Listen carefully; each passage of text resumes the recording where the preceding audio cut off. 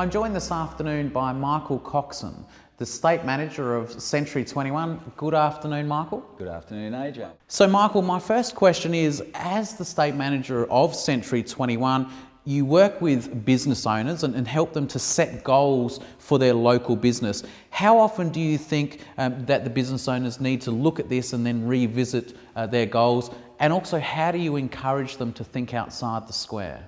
When we start talking about our businesses and what we do with respect to business planning and business management, that starts right at the beginning when somebody joins our group.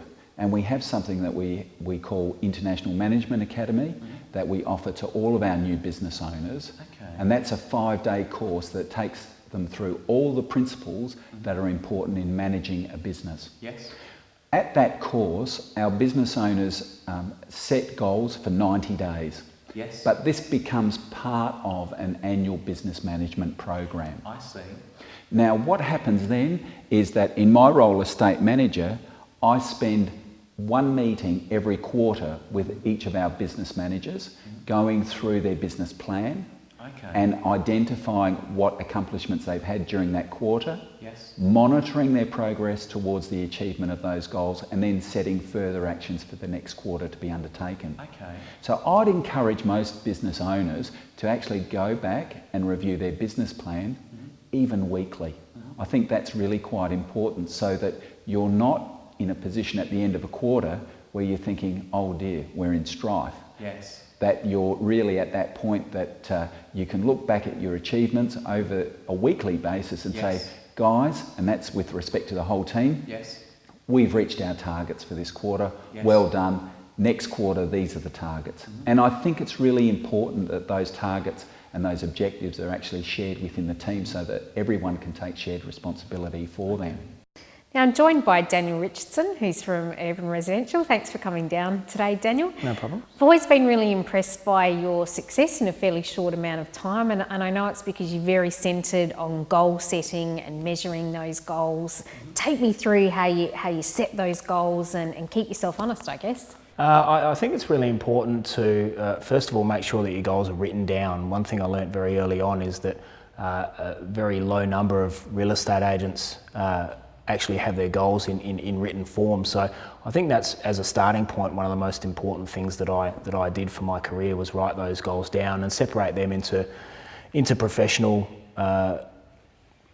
sections and personal areas as well. So that's probably the first point. And then there's reviewing those goals. So I review my goals on a daily basis, multiple times. Yeah, yeah.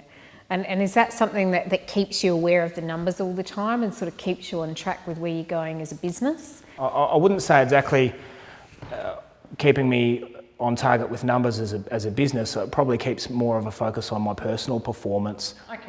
But we have those mechanisms in place so that we can monitor the numbers for the business. So yeah. Yeah. And if you don't meet those goals, how do you deal with that? Well, that's not really an option, I suppose, at stages. I find that, look, it's one of those things where you've got to set realistic goals, but it's very difficult. Everyone is different in regards to goal setting. I like to set goals that are probably, I suppose, if you had to put a scale on it, a bit above achievable. So that, look, if I hit those, great, you really celebrate and you celebrate with your team. But if you don't hit those, then I would look at reasons as to why and evaluate how I can better perform the next month. And in ways I can pick up essentially the slack, because it's all a numbers game. So I have to build up, obviously, if I miss a certain target, then it's usually from the fact that I haven't done the numbers to reach that number, that figure.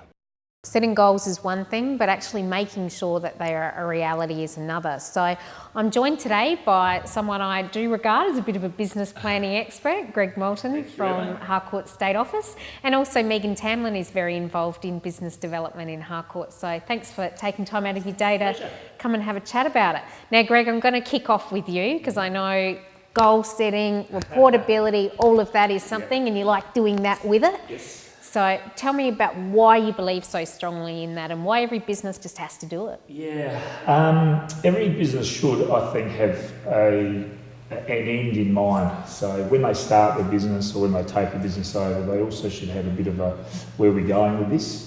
And if we do anything else, so like a holiday, let's use holidays for example, we don't usually just rock up to the airport and jump on a plane and hope like heck we've got a hotel waiting for us. We actually plan what we're going to do. We plan our finances, we plan our barbecues even. So why wouldn't we plan for a business? And look, I just think it's crucially important that, you know, people have got those, break it down into chunks that they can actually achieve things and tick them off and reward themselves rather than just hope that everything falls into place and hope they end up there. So it's really as simple as that.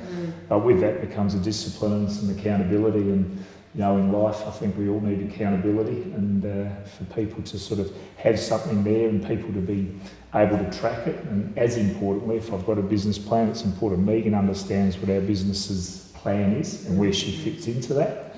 And if Megan doesn't achieve her goals as part of our overall archiving business, we won't achieve the big one. So it's really important that everybody just works out where they are in the jigsaw and what they need to do.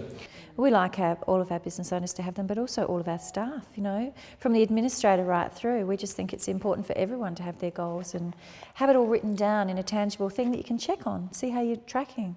So how do you sit down with someone that comes and says, you know, I want to start a business from scratch, you know? Where do you start? Yeah, it's a good question. It's look, the process has evolved and it's a really simple process. I think one of the things is people think of business planning is, one, they find it boring. Well, it's not, because it's really just very interactive, and it's really, I don't care what your business plan is, and I don't really even mind where you want to end up, but it's important you do. So it's just understanding what they want to get out of their business. So we sort of go through that. Some people are in it for money, some people are in it for lifestyle, some people are in it, you know, for a whole lot of variety of different reasons. So we start there, then we go through what the values of the business are going to be. So what are we going to be, you know, what do we want to be seen as, what are we representing? I guess from there, what are the non-negotiables for a business? So what are the things that when people are employed by me, this is just non-negotiable. You will be at a meeting at 9 o'clock every single week, prepared, etc. Whatever it may be. So basically the standards. Then we just chew on 4 or 5 things that they want to achieve. So, you know, they're key issues, and then it just breaks the key issues down into what they're going to do, by when and by who. Really straightforward, Amber. It's not a difficult process. No. Do you sort of recommend that sort of 5 overall objectives for a business to be working towards? Look, I don't think there's a magic number, except to say there's no point having too many. So we've got a little bit of a system where we profile what we want to achieve, and then we try and get those down to a usable or an achievable number, and we usually just prioritise them. So what's the most important thing you want to achieve in the next quarter, second, third, and work through it that way.